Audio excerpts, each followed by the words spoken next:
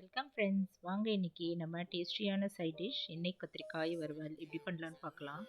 இது எண்ணெய் கத்திரிக்காய் வறுவல் நம்ம சாம்பார் சாதம், ரசம், தயிர் சாதம் எல்லாத்துக்குமே சைட் டிஷ்ஷாக வச்சு சாப்பிட்டா அருமையாக இருக்குங்க. இந்த சைட் டிஷ் நம்ம சப்பாத்தி கூட விட்டுட்டாலும் ரொம்ப நல்லாயிருக்கும். வாங்க இப்போ இந்த சைட் டிஷ் எப்படி பண்ணலான்னு பார்க்கலாம். இப்போ நான் ஒரு 1/4 கிலோ கத்திரிக்காய் வாங்கிட்டு அதை நல்லா கழுவி எடுத்து வச்சுக்கலாங்க. இது கூட நம்ம கொஞ்சம் பொருள் வறுத்துக்கலாம். 2 ஸ்பூன் கடலைப்பருப்பு, 2 ஸ்பூன் உளுத்தம்பருப்பு, கொஞ்சம் பெருங்காயம், காரத்துக்கு தகுந்தபடி வரமிளகாய் எடுத்துக்கலாங்க. ஒரு 4-5 எடுத்துக்கலாம். இப்போ அடுப்பில் ஒரு கடாய் வச்சுட்டு கொஞ்சமாக எண்ணெய் ஊற்றிட்டு இந்த பெருங்காயம், உளுத்தம்பருப்பு, கடலைப்பருப்பு இதெல்லாம் தனித்தனியாக வறுத்துக்கலாங்க. நல்லா செவக்க வறுத்துக்கலாம்.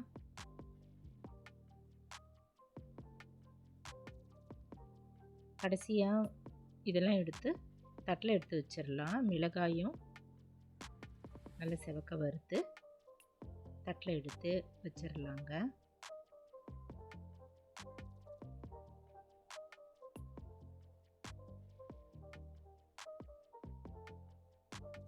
இது கொஞ்சம் ஆறுனதும் மிக்ஸி ஜாரில் போட்டு அரைச்சிக்கலாம்.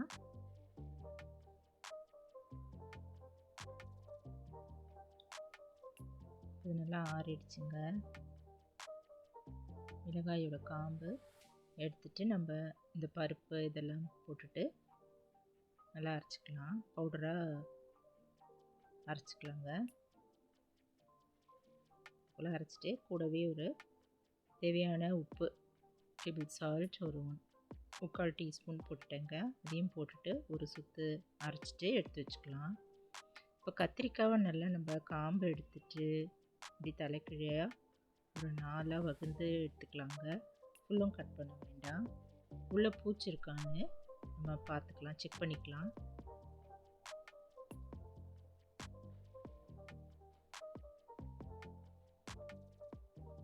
ஒவ்வொரு கத்திரிக்காவும் இப்படி நம்ம காம்பெல்லாம் எடுத்துட்டு இப்படி 4 வகுந்துக்கலாங்க.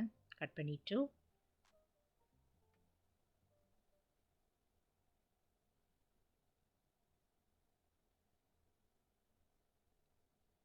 எடுத்து வச்சிடலாம். இப்போது கட் பண்ண பிறகு இந்த நம்ம அரைச்சி வச்சுருந்த இந்த பவுட்ரு ஒரு ஸ்பூனாக எடுத்துட்டு இது உள்ளே அப்படியே ஸ்டஃப் பண்ணிடலாங்க.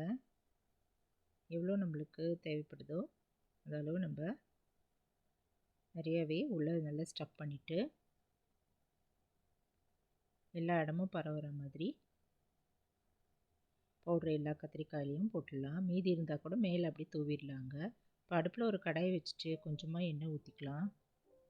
ஊற்றிட்டு கடுகு ஒரு 1/2 டீஸ்பூன் போட்டு பொரிய விட்டுடலாங்க. கருவேப்பிலையும் போட்டுக்கலாம். இப்போ நம்ம கலந்து வச்சுருக்கிற கத்திரிக்காய் இதில் போட்டுட்டு நல்லா இப்படி கலந்து விட்டுடலாங்க. இது கொஞ்சம் பொறுமையாக தான் வேகணும். இப்படி பரட்டிட்டு நம்ம இதில் கொஞ்சமாக தண்ணி மட்டும் தெளித்து வச்சிடலாங்க. தெளிச்சுட்டு மூடி வச்சிடலாம். இப்போ இந்த இதில் ஆவியிலே அப்படி வேகட்டும். அடிக்கடி இதை நம்ம ஓப்பன் பண்ணி கரண்டியில் அப்படி பரட்டி விட்டுட்டே இருக்கணுங்க. கொஞ்சம் மஞ்சத்தூளும் இதில் ஆட் பண்ணிக்கலாம்.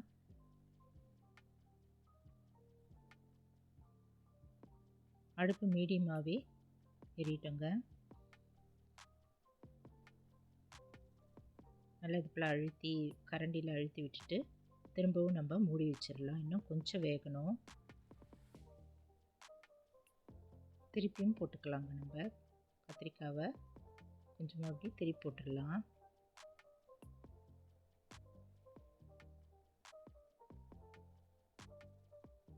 இப்போ வெந்துருச்சான்னு பார்க்கலாங்க. இப்போ ஆவிலே நல்லா வெந்துருச்சு.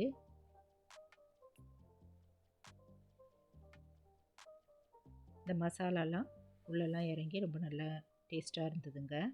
நீங்களும் இந்த டேஸ்டியான எண்ணெய் கத்திரிக்காய் ட்ரை பண்ணி பாருங்கள். எண்ணெய் கத்திரிக்காய் வறுவல் ட்ரை பண்ணி பார்த்துட்டு இப்படி இருக்குன்னு சொல்லுங்கள். இது நல்ல சாம்பார் சாதம், தயிர் சாதம், ஒயிட் ரைஸ் அது கூட ரொம்ப நல்லா அருமையாக இருக்குங்க. சப்பாத்திக்கும் சைட் டிஷ்ஷாகவும் இது நம்ம வச்சு சாப்பிட்டாலும் ரொம்ப நல்லாயிருக்கும். டேஸ்டியான இந்த கத்திரிக்காய் எண்ணெய் கத்திரிக்காய் நீங்களும் ட்ரை பண்ணி பார்த்துட்டு எப்படி இருக்குன்னு சொல்லுங்கள். இந்த வீடியோ பிடிச்சதுன்னா என்னோடய சேனலான குக்கிங் வித் சித்ரா அண்ட் சேனலை சப்ஸ்கிரைப் பண்ணிவிட்டு கூடவே பக்கத்தில் இருக்கிற பெல் ஐக்கானையும் கிளிக் பண்ணிக்கோங்க. தேங்க்ஸ் ஃபார் வாட்சிங். நம்ம அடுத்த வீடியோவில் பார்க்கலாம். நன்றி, வணக்கம்.